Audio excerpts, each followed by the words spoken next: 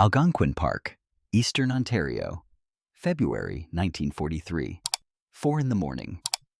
A company teamster backs a war-era bunk truck up to a birch decking pile on the winter tote road above the Bonnechere headwaters. Lantern light. Loaders working a crib of yellow birch logs onto the truck's bunks, chaining them down against cold, stiffened rope. The engine idles rough in -20 air. This load is not going into the spring drive. It is going to the rail siding at the edge of the township by road, on ice that will not hold past the middle of March. For 100 years, timber had left this country the same way, cut in winter, decked on the riverbank, driven downstream when the ice went out, the current doing the work no road ever had to do. Pine did that work well. It floats high and dry, and a river drive could move a season's cut without a truck, a road, or a gallon of fuel. Yellow birch does not float reliably.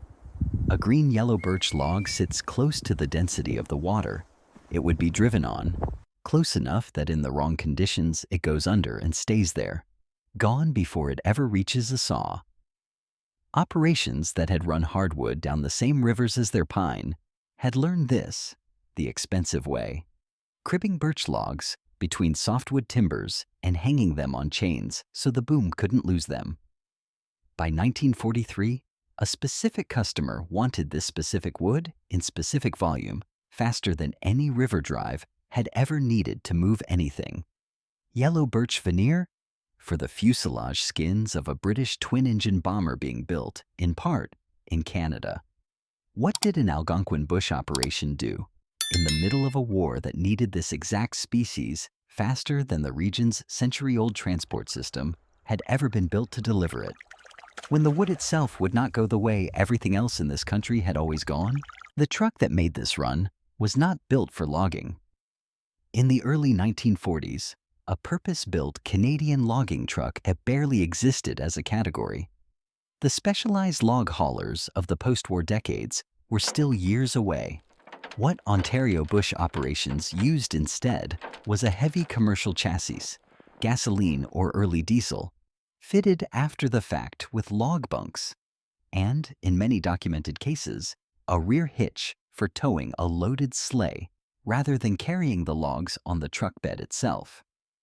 A 200-horsepower diesel truck photographed hauling 10 sleighs loaded with pulpwood at a Nipigon area camp in 1948 shows the pattern this Algonquin operation would have followed a few winters earlier. The truck as the engine, the sleigh as the load-bearing platform, the whole train moving over a road that existed only because winter had frozen it solid. That truck had no engine compression brake. The compression release systems that would later let a loaded logging truck manage a steep grade on engine braking alone did not exist yet in any form a commercial operator could buy. That technology was still 2 decades from the market. On the gentle grades of Eastern Ontario's bush roads. This mattered less than it would have in BC's mountains, but it mattered everywhere. The truck had to stop. The driver had mechanical or hydraulic service brakes, low gear, and his own judgment of how much load, ice, and momentum those brakes could absorb before they faded. There was no backup system. There was only the driver reading the road and slowing early. Before we go further, if this kind of documentation is what you've been looking for, consider subscribing. Every video on this channel goes into one specific element of Canadian logging truck culture: what the truck was, what the road required, and what the driver knew about the relationship between them that no manual ever needed to record. A tree that could not float on its own ended up airborne. And if your family worked an Algonquin bush camp, a veneer mill, or the wartime aircraft plants that needed this wood, put it in the comments. What do you remember hearing about where the birch came from? The veneer mills that turned this birch into aircraft skin are their own story, coming in a future video. Back on the tote road. The tote road this truck ran was not a permanent structure. It was a winter road, cleared of brush, graded rough where it had to be, and then given its actual driving surface by the season itself. packed snow over frozen ground, and where the route crossed a lake or a bay, a surface of ice thick enough to carry a loaded truck and sleigh train, only because the temperature had stayed low enough, long enough, for that ice to build. This is what made the operation seasonal in a way a modern reader might not expect. The Algonquin bush wasn't waiting for spring to move birch by truck. It was waiting for winter to arrive and hold, because the tote road and the ice crossings that made truck haul possible existed for exactly as many weeks as the cold allowed them to. A thaw in February could close the route for days. A truck driver on this run wasn't managing a jake break on a mountain grade the way a BC interior driver a decade later would be. He was managing something quieter and just as unforgiving, reading a road surface that would not exist in the same form a month from now, and that could fail under him, not through mechanical breakdown, but through the ground itself giving way. The driver's specific knowledge on this route was seasonal knowledge before it was mechanical knowledge, where the snowpack over a swamp crossing stayed firm through a warm spell and where it didn't. Which frozen bay crossing needed a slower, more even weight distribution because the ice there was documented, camp to camp, as thinner than it looked. What a fully loaded birch run, denser and heavier per log than the pine and spruce the same road had carried in other seasons, did to a road surface that a lighter softwood sleigh train had crossed without incident an hour before. What did years of running this specific tote road, through specific winters, teach a driver about a road that quite literally did not exist for 3 seasons out of 4? And that the same war demanding more birch, faster, was also demanding be used harder than it had ever been used before? None of this seasonal knowledge came from a company manual, because in the early 1940s, there wasn't one written for it. Ontario's Department of Lands and Forests set cutting boundaries and diameter limits. It did not, and could not, tell an individual driver how much a specific bay's ice had thinned by the 3rd week of a mild February, or how a fully loaded birch sleigh train handled differently from a softwood one on the same grade. That knowledge existed the way it always had in bush operations that ran ahead of formal engineering standards, in the men who drove the route every week of the season and who compared notes at the camp in the evening about which crossing had felt wrong that day. A loaded birch haul was a different problem from a loaded softwood haul for one very specific reason. The wood itself weighed more for the same volume. Yellow birch is a dense hardwood, heavier, log for log, than the white pine and spruce this same tote road network had carried for a century. And a driver who had only ever managed softwood sleigh trains had to relearn, in a single wartime winter, how that extra weight behaved on a downhill run, on a thawing crossing, and on the turn onto the rail siding where the truck had to slow without stopping fully, because stopping fully on packed snow with a heavy trailing load risked losing traction to start again. None of this was written down as a birch-specific protocol, because there wasn't time in a wartime production push to formalize what experienced drivers were already improvising correctly.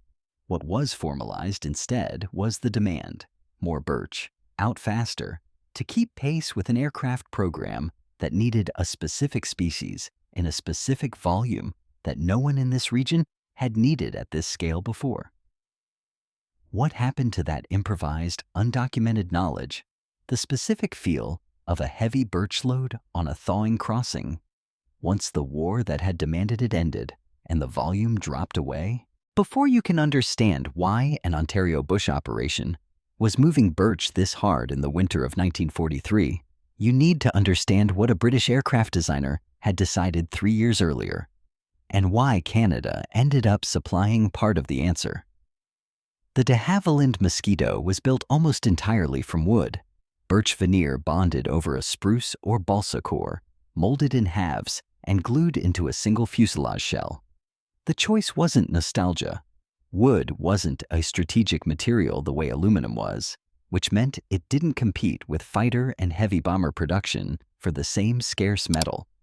It could be worked by furniture makers, cabinet makers, and piano factories that had no aircraft building experience at all, which meant the manufacturing base for this specific bomber could expand fast, using skilled trades that already existed.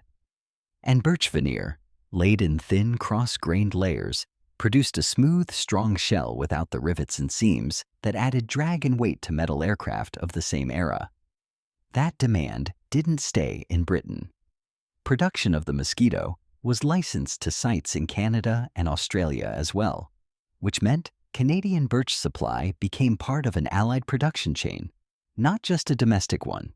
Documented histories of the Algonquin region are explicit that this specific wartime demand, mosquito veneer, was one of the reasons yellow birch, previously a secondary species behind pine and spruce, became the first hardwood the region harvested at scale.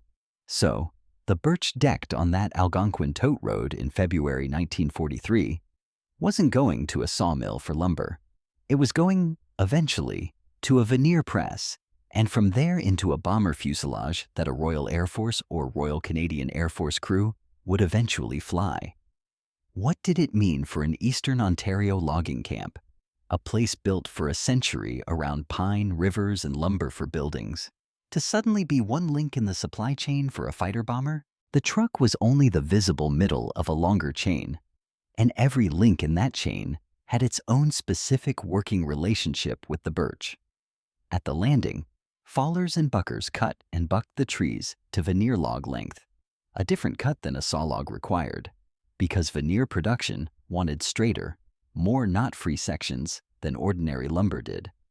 Loaders at the decking pile knew which logs met that standard and which ones, however good the wood, would be diverted to the sawmill pile instead, because a veneer buyer paying wartime premiums for aircraft-grade birch would reject anything with the wrong grain. The camp itself ran on the rhythm this chain demanded. A bush camp's daily cycle, pre-dawn departure for the cutting crews, the cookhouse feeding men before first light, the truck runs timed to daylight hours on a road that was more dangerous to run in the dark, had not changed in decades. What had changed was the pressure behind it. A camp foreman in 1943 wasn't simply filling a seasonal lumber quota. He was managing a supply commitment tied to an aircraft production schedule hundreds of miles away in a plant he had likely never seen, building a bomber most of his crew would never fly in or even see fly overhead. That connection, a specific tree cut by a specific crew in a specific Algonquin camp, ending up as part of the skin of an aircraft flying combat missions over occupied Europe, was not abstract to the men doing the cutting.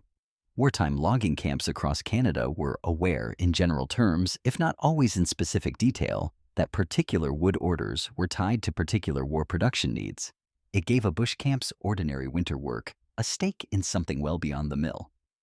What did it mean to the loader who set aside the straightest birch log of the day, knowing in general terms, without ever seeing the aircraft himself, what that log was probably going to become?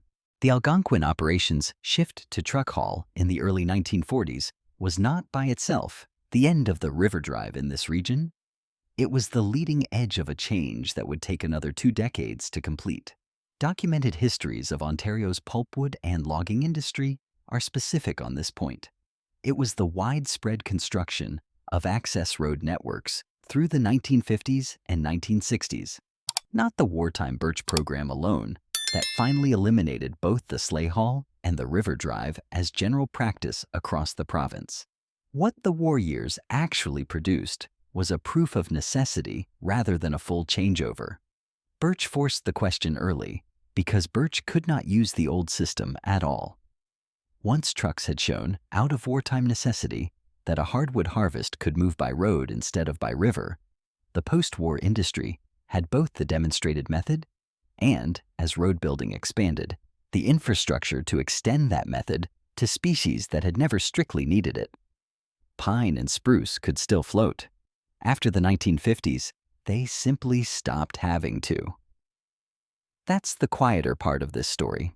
The wartime birch program didn't just supply an aircraft factory. It was also, without anyone framing it this way at the time, a 5-year trial run for the transportation system that would eventually replace the river drive across the entire province.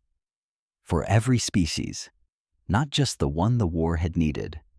What was lost from the river drive era, once trucks and roads made it unnecessary for any species, the specific knowledge of currents, booms, and driving a river that 100 years of pine drives had built into a generation of rivermen who had no equivalent role in a truck-based operation.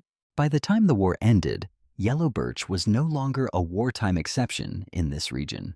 It was an established part of the harvest, and the truck haul that had moved it out of necessity had become one more normal tool in the operation, alongside the sleigh and, eventually, the highway logging truck that replaced both. Documented regional histories note that decades later, incidents of birch dieback in parts of the unit required a dedicated salvage effort, a reminder that the species the war had elevated stayed economically central to the region long after the specific demand that had first pulled it out of the bush at scale. What the road and truck system removed over the following 2 decades was a set of skills that had no place in the new operation. Reading a river's current well enough to keep a boom of pine moving without losing it. Building a hardwood crib that would keep a birch log from sinking on the 2-week trip downstream. Judging, from the bank, when a spring freshet had enough water in it to run a drive at all. None of that knowledge transferred to a gravel road and a highway legal truck. It simply had no next generation to receive it. If this channel is going to keep documenting what was in these trucks and in the men who drove them, subscribe. There are more roads, more wartime supply chains, and more load configurations that lived in drivers' hands and were never written down. A tree that could not float on its own ended up airborne. And if you have a memory of a camp, a mill, a wartime shipment, a road, put it in the comments. If your family worked in Algonquin bush camp, a veneer mill, or the aircraft plants that needed this wood, what do you remember hearing about where it came from? The veneer mills that turned this birch into aircraft skin are their own story, coming in a future video.